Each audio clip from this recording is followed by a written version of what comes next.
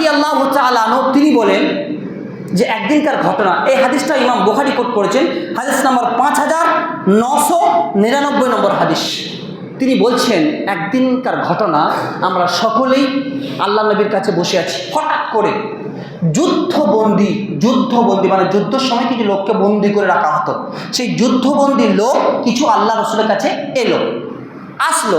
আসার পরে আমরা দেখলাম, দেখতে দেখতে হঠাৎ করে দেখছি ওই যুদ্ধবন্দী লোকেদের মধ্যে একজন স্ত্রী লোক রয়েছে, স্ত্রী লোক, মহিলা। এই স্ত্রী লোকটার স্তন থেকে টপ টপ টপ টপ করে দুধ পড়ছে। ওর বাচ্চা প্রসব হয়েছে, যার জন্য স্তনটা দুধে ভরে আছে, আর ও ছুটাছুটি করছে, বাচ্চাটা হারিয়ে গেছে। যুদ্ধবন্দীদের মধ্য থেকে হঠাৎ করে বাচ্চাটা কোথায় হারিয়ে গেছে ও আর খুঁজে পাচ্ছে না। আর সেই সময়ে যখন চারিদিকে ছুটাছুটি দৌড়াদৌড়ি করছে, তখন সকলেই দেখতে পাচ্ছে যে ওর স্তন থেকে top top top top top top করে দুধ ঝরে পড়ছে। এই ছোটাছুটি করতে করতে করতে করতে হঠাৎ করে ওই বন্দীদের মধ্য থেকে একটা ছোট্ট শিশু দেখতে পেল, কান্না করছে, পাশ ছটফট করছে। ও সঙ্গে সঙ্গে ওই ছোট শিশুটাকে টেনে কুলে তুলে নিল। কোলে তুলে নেওয়ার পরে স্তনে মুখটা লাগিয়ে দিল, আর ওই শিশুটা দুধ টানতে আরম্ভ করলো।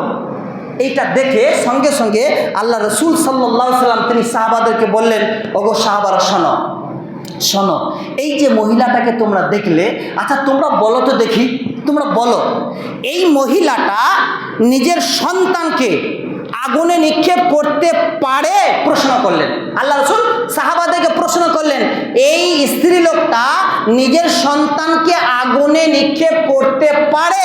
সাহাবারা বলছেন, ইয়া রাসূলুল্লাহ, যে স্ত্রী লোকটা অন্যের সন্তানের জন্য এত স্নেহ দেখাতে পারে, সেই মহিলাটা, স্ত্রী লোকটা নিজের সন্তানকে আগুনে কি করে নিক্ষেপ করতে পারে? লা, কখনোই না, হতে পারে না। ইয়া রাসূলুল্লাহ, ওই মহিলাটা নিজের সন্তানকে আগুনে নিক্ষেপ করতে পারে না। আল্লাহ নবী এবার বলছেন, ওগো সাহাবারা শোনো, একজন মানুষ তার সন্তানের প্রতি যতটা দয়াশীল, তার থেকে আমার আল্লাহ লাখো লাখো কোটি কোটি গুণের দয়াশীল, অনেক অনেক গুণের বেশি। তাহলে বলো এবার, যে একটা মানুষ তার সন্তানকে যদি আগুনে নিক্ষেপ করতে না পারে, না চায়, আল্লাহ তার বান্দাকে কি করে জাহান্নামে নিক্ষেপ করতে পারে?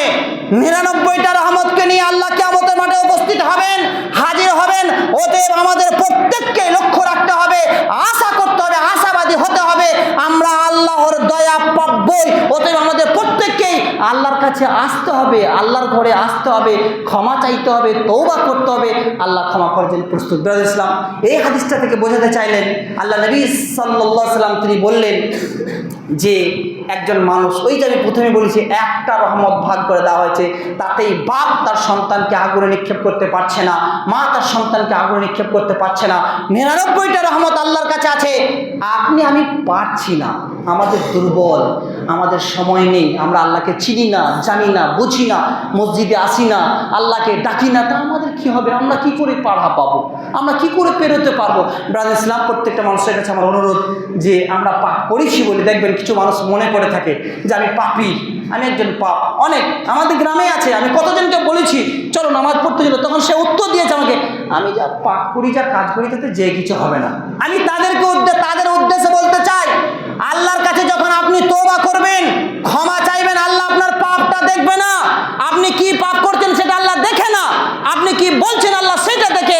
অতএব পাপ যত বড়ই হোক না কেন, গুনাহ যত বড়ই হোক না কেন, আপনি আল্লাহকে বলুন, আল্লাহর কাছে কান্নাকাটা করুন, আজকের পর থেকে তওবা করুন, আমি আর পাপ করব না, গুনাহ করব না। আল্লাহ তুমি আমাকে ক্ষমা করে দাও, মাফ করে দাও। আল্লাহ আপনার সমস্ত গুনাহকে মাফ করে দেবেন, পরিষ্কার করে আল্লাহ বলেছেন, আল্লাহ নবী বলেছেন।